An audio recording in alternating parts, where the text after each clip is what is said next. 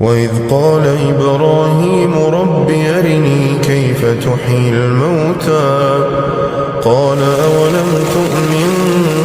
قال بلى ولكن ليطمئن قلبي قال فخذ 4 من الطير فصرهن إليك ثم اجعل على كل جبل منهن جزءا ثم ادعهن يأتينك سعيا واعلم أن الله عزيز حكيم.